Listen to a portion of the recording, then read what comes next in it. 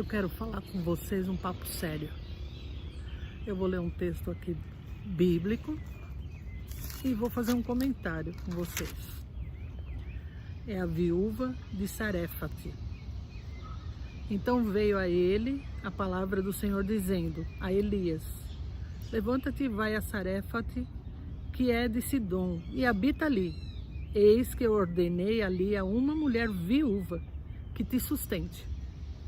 Então ele se levantou e foi a Sarefate. E chegando à porta da cidade, eis que estava ali uma mulher viúva apanhando lenha.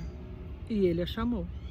E lhe disse: traze-me, peço-te, num vaso um pouco d'água que eu beba. E indo ela buscá-la, ele a chamou e lhe disse: traze-me agora também um bocado de pão na tua mão. Porém, ela disse: vive o Senhor teu Deus, que nem um bolo tenho, senão somente um punhado de farinha numa panela e um pouco de azeite numa botija.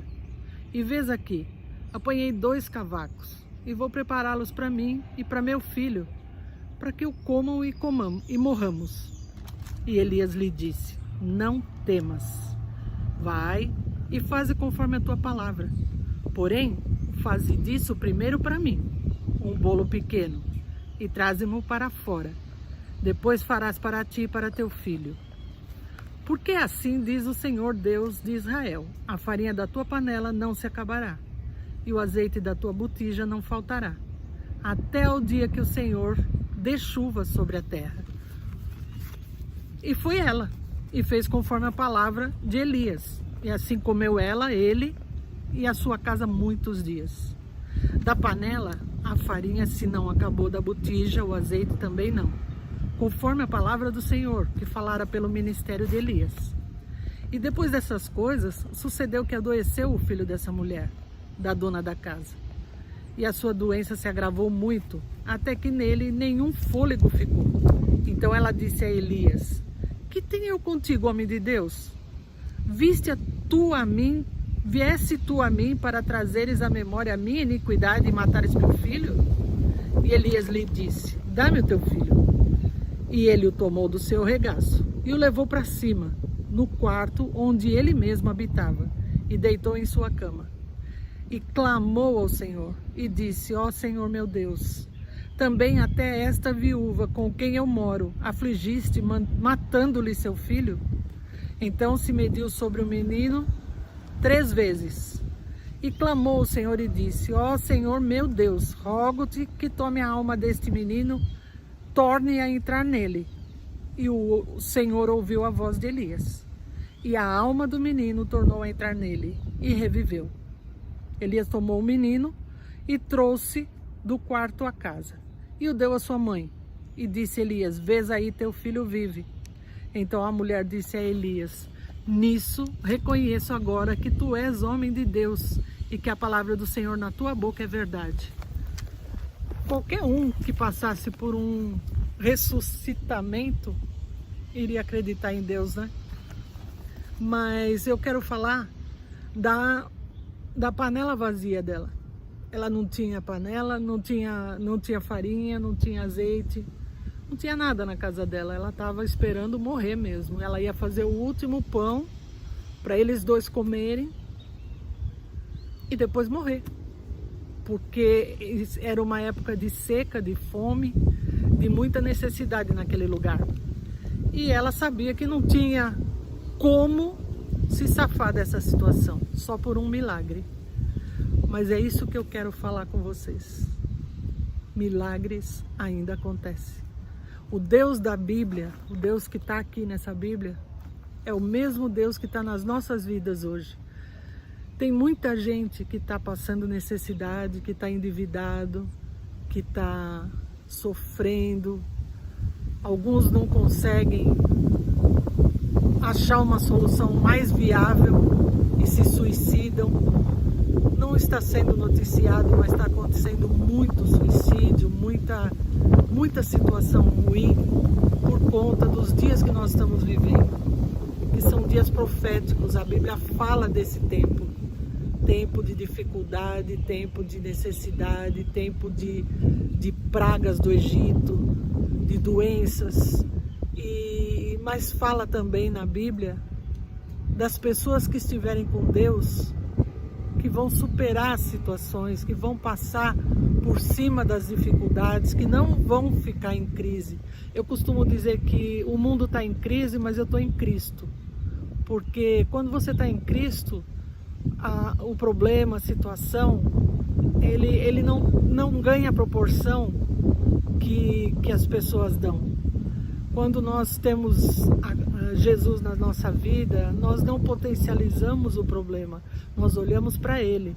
Existe uma passagem na Bíblia também que fala muito, eu gosto muito de citar essa passagem, que é quando Jesus anda sobre as águas do mar e vai de encontro com os profetas. Pedro, Tiago estavam no barquinho, no meio de uma tempestade, à noite escura, eram todos pescadores, todos vividos do mar, conscientes, sabiam lidar com as coisas do mar, porém todos eles estavam apavorados, a Bíblia diz, estavam com medo porque era grave a tempestade, era um vento contrário, e eles falavam, nós vamos perecer. E do nada Jesus aparece andando sobre as águas. É um absurdo? É um absurdo. Para nós é um absurdo. Mas a Bíblia também diz que Jesus fez grandes coisas, grandes milagres, e que nós, se tivéssemos fé, iríamos fazer ainda coisas maiores do que as que Ele fez, né? Eu costumo dizer assim, quando você anda com Jesus, você anda sobre as águas, por sobre as águas. Quando Ele não abre o mar para você, você anda sobre as águas. Então eu quero dizer isso, aquela viúva não tinha nada para dar de oferta para Deus, não tinha nada para ajudar alguém, na melhor das hipóteses ela podia compartilhar a mixaria que ela tinha, para falar um português bem correto, bem popular. Ela só podia repartir aquele pouquinho que ela tinha, que ela já ia repartir com o filho dela e depois morrer. Essa foi a palavra que ela encontrou para dizer e explicar a situação que ela estava vivendo para o profeta Elias. E o que ele falou para ela? Vai, pega esse pouquinho de óleo, essa farinha pouca que você tem, faz o pão que você falou, mas traz para mim. Eu vou comer primeiro. O profeta. Isso quer dizer, no sentido espiritual da coisa, a mensagem é essa: dá uma oferta para o Senhor. Faz uma oferta. Você não tem, você está em dificuldade, você está com dívidas, como o mundo inteiro, a maioria das pessoas estão endividadas hoje, né? E qual é a palavra que o Senhor diz para você? Creia somente que Deus ainda faz milagre. O mesmo Deus dessa Bíblia aqui, ó, que fez aqueles milagres, é o mesmo que faz milagre nas nossas vidas hoje, porque Ele é eterno. Ele não morreu, Ele está vivo. Hoje Ele está vivo nos nossos corações, dentro de nós, mas existe a promessa bíblica de que Ele vai voltar para buscar os que são seus. É uma experiência para exercitarmos a fé, porque a Bíblia diz também, sem fé, impossível agradar a Deus. Ele quer que nós tenhamos fé, e o nosso propósito é ter fé, acreditar no impossível, porque nós temos a nossa parte é fazer, a parte que nós temos para fazer é acreditar, é ter fé, e é se doar, é ofertar na dificuldade, ofertar com sacrifício, fazer oferta daquilo que você tem, que é pouco, mas no reino de Deus, o pouco com Deus é muito. Quando você oferta para o Senhor, Ele multiplica para você, né? Nós temos a orientação bíblica de entregar o dízimo para o Senhor. O Senhor precisa do dízimo? Alguém acha que Deus precisa do dízimo? Deus não precisa do dízimo de ninguém, nem de oferta de ninguém.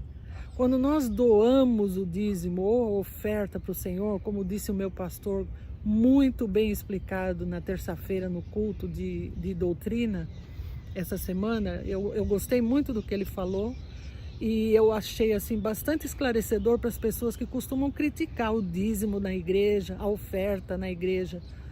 Isso não é para Deus mesmo. Ninguém está levando o dinheiro, o dízimo, a oferta para Deus, porque Deus não precisa de nada. Ele é dono de tudo, do ouro, da prata, de tudo. Ele não precisa de nada. Ele criou todas as coisas do nada. Então por que o dízimo e a oferta?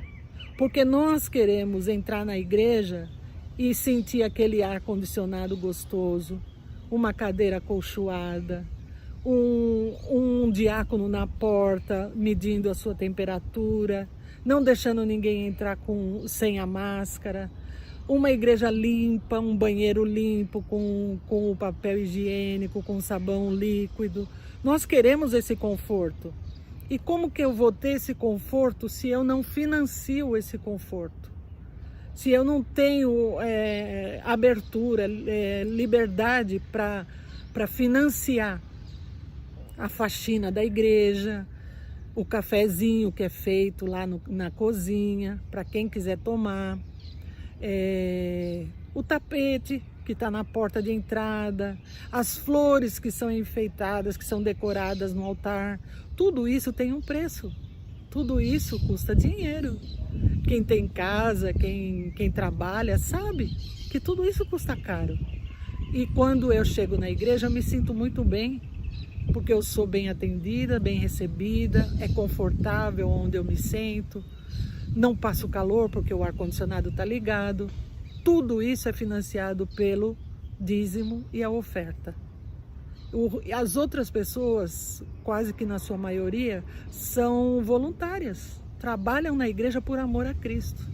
Então você que não entende o que é o dízimo, que não entende o que é a oferta, procura observar esse tipo de coisa. Eu achei muito importante essa colocação, muito interessante. E é por aí que vem a justiça de Deus. Quando nós somos fiéis a Deus, financiando a casa dele, a obra dele, as cestas básicas para as pessoas que são carentes da igreja, são muitas famílias sustentadas com a cesta básica todo mês. Se nós não temos essa liberdade e essa abertura para isso, nós também não somos justificados nos nossos problemas, nas nossas dificuldades diárias e limitadas. Se nós nem nos importamos de ir na igreja, de reservar pelo menos um dia da semana para louvar e agradecer a Deus que nos dá saúde, família, emprego e tudo mais, então a gente também não tem direito de reclamar de nada. Tem mais é que ficar na crise. Então o meu convite é esse: não fique na crise, fique em Cristo, porque é muito melhor você passar pela tempestade com Jesus dentro do barco, tá bom? Essa foi a minha palavra. Eu espero que eu tenha ajudado a esclarecer alguma coisa para alguém, que sirva para alguém esse vídeo. E se você gostou, dá um like aí, curte ou compartilha o vídeo com alguém que você acha que seria interessante ouvir isso, tá bom? Deus abençoe você.